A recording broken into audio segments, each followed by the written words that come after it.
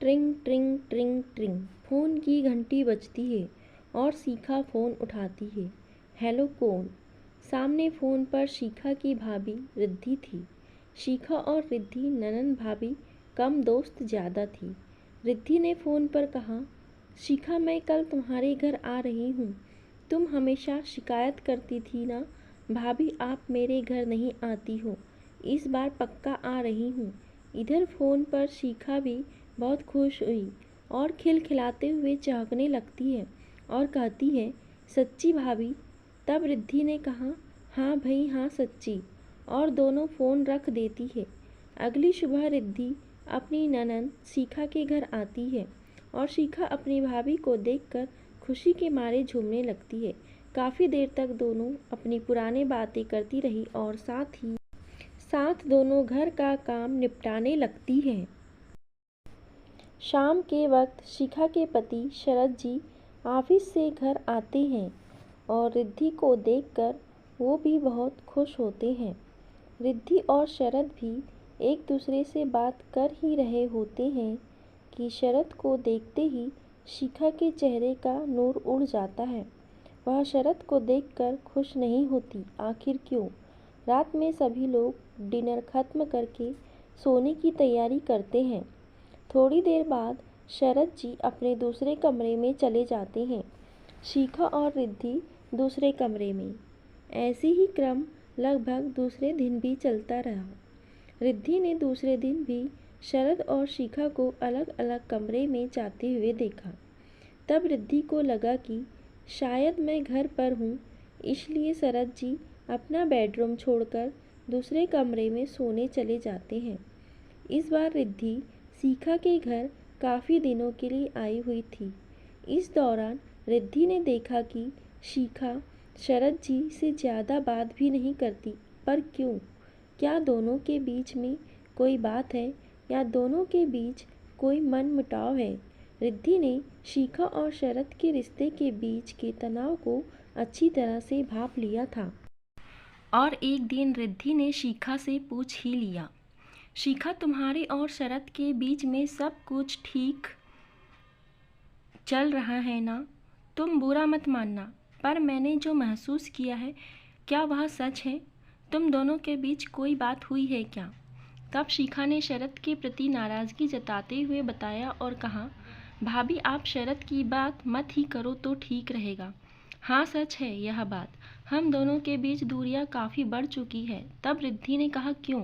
तब शिखा ने बताया, भाभी अभी कुछ महीने पहले मेरी तबीयत खराब थी, आपको तो पता ही है।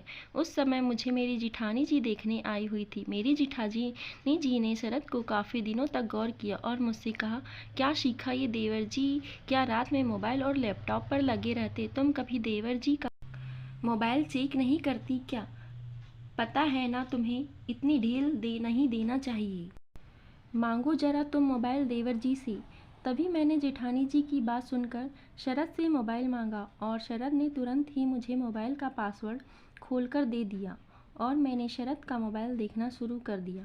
तब तक सब कुछ ठीक था, लेकिन उसके बाद जेठानी जी ने फिर मुझसे कहा कि शिखा तुम देवर जी के मोबाइल का पासवर्ड नहीं जानती क्या? पर क्यों? ये तो सरासर तुमसे चोरी हुई ना। आखिर तुम दोनों के रिश्ते के बीच ये मोबाइल में पासवर्ड क्यों? तब मैंने जिठानी जी से कहा, दीदी इसकी कभी ज़रूरत ही नहीं हुई, क्योंकि जब भी मैं शरद से मोबाइल मांगती हूँ वो मुझे तुरंत ही पासवर्ड खोल कर दे देते हैं। वो मुझसे कभी कुछ नहीं छुपाती। तब जेठानी जी ने मेरी बातों को सुनकर जेठानी जी ने फिर कहा, तुम उनकी पत्नी हो, तुम्हें भी शरद के मोबाइल का पासवर्ड पता होना चाहिए। बात तो दीदी की भी सच थी ना भाभी। जेठानी जी के जाने के बाद मैंने शरद के मोबाइल का पासवर्ड जानकर शरद के ऑफिस से आते ही उनका मोबाइल रोज़ चेक करने लगी। और एक दिन शरद को काफ़ी गुस्सा आ गया और गुस्से में उन्होंने मुझसे कहा, शिखा तुम मुझ पर शक करने लगी हो, तभी रोज़ मेरे ऑफिस से आते ही मेरा मोबाइल चेक करती हो।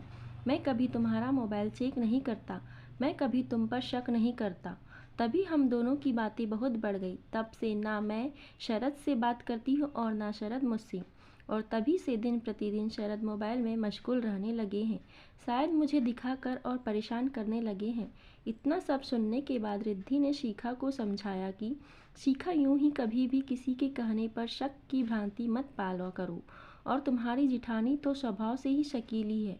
उन्होंने तुम्हारे अंदर शक का बीज बो दिया है और बढ़ते हुए वक्त के साथ तुम्हारी बढ़ती हुई शंकाओं के साथ ही वह शक का बीज भी अंकुरित हो गया और तुम्हारे अंदर इस कदर बढ़ गया कि तुमने अपनी ही खुशियों में आग लगा ली और शरद ने तुम्हें टाइम देना बंद कर दिया। सोचो शिखा, अगर शरद तुम्हारे साथ ऐसा ही करते तब तुम क्या करती? रिद्धि की बातें खत्म होने के बाद शिखा ने रिद्धि की एक एक बात पर गौर करते हुए अपने पहले के पलों पर खो जाती है। उसे वो सारे पल याद आने लगते हैं जब शरद शिखा को टाइम देते थे।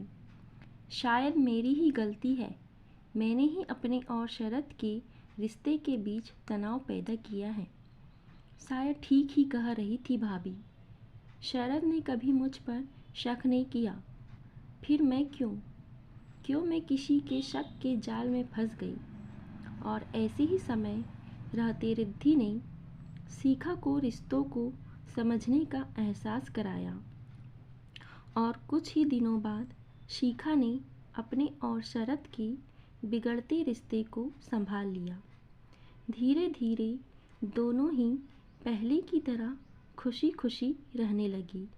शिखा ने भी वही मन में एक गांठ बांध ली कि चाहे जो हो जाए, शरद और मेरा रिश्ता पति पत्नी का पवित्र बंधन है जिस पर अविश्वास की पट्टी कभी नहीं बंधने दूंगी।